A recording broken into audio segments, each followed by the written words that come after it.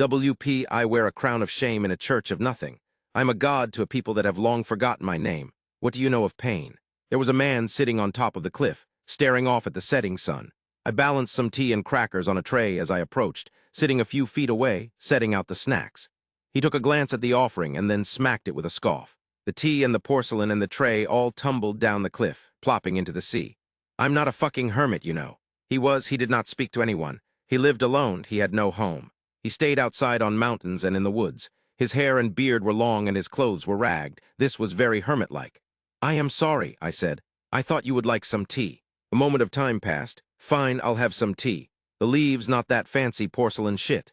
He dug a wooden cup out of his ragged clothes. It was actually pretty nice craftsmanship, I thought. I thought about some tea into the cup and handed it over to him. Here. He drank it. It was not especially good tea, but it was a nice moment. What do you want? He asked. I was just in the area, I said. The wind told me there was someone who thought the world was a bit of a joke. The man laughed. Oh, it's a joke. Grand fucking cosmic joke, the universe. A bunch of fucking nothing deciding that it should be something. And me, a god with no followers, with no one to remember my name, with nothing but the clothes on my back and the rocks beneath my feet. What's the fucking point? I tilted my head. You think it is a joke. Of course it's a fucking joke. It's all bullshit. The whole damn thing. Why should I care? I'm an ancient. I've seen it all. And the universe doesn't give two shits about any of it. He was a bit old. I'd say around 10 millenniums, which was not that old, but old enough to have seen some things. Then what is your name? I can keep it for you. The man looked at me. Fuck if I know, I lost it a long time ago. It wasn't uncommon. I never had one to begin with, so I couldn't relate. So it was important not to give empty condolences. Instead, I said, then we can make one if you do not mind. He had another laugh. Me, why, what the fuck do you care? I am an ordinary gal. It is ordinary to ask. I thought about it. But I also think that it would be sad if no one remembered you. The man sighed and ran a hand through his hair. And how long will that last before you forget? I blinked. I do not forget. He finally looked over at me when I said that, his gaze smoldering with disbelief mixed with curiosity. You're serious? You're not fucking with me. I am serious. I do not forget anything. He opened his mouth, then closed it. He stared out at the sunset again, which was now an impressive shade of orange and pink.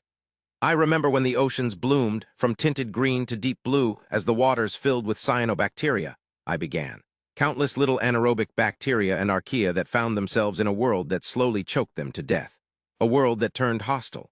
Countless numbers died, and only those that exiled themselves to the deepest, darkest pits of the sea survived. The man was silent, listening to my recounting. So I continued. They're still there even now. 2 billion years ago, they were banished from their homes, scrounging for energy in the dark. But they endured, and even now they still endure. My eyes were on the horizon, where the sun sank slowly into the ocean. I smiled. So you see, even if things change, even if the world turns on you, it is possible to keep going. I looked at him. He was staring at me like I was a madwoman. I'm not some ancient microbe. No, you are a man, I agreed. But will you let yourself be weaker than even the smallest of creatures? Will you break when the unthinking, unfeeling bacteria never has? The air was still. The ocean waves were all that made sound. The man sighed a deep, long thing. He grabbed his beard and pulled. Fine, if you're going to be so fucking dramatic about it, make me a name. And he gestured vaguely as if he didn't know what he would do. But he would try. I smiled. I am glad. And I gave him his name. A name for me to keep and for him to own.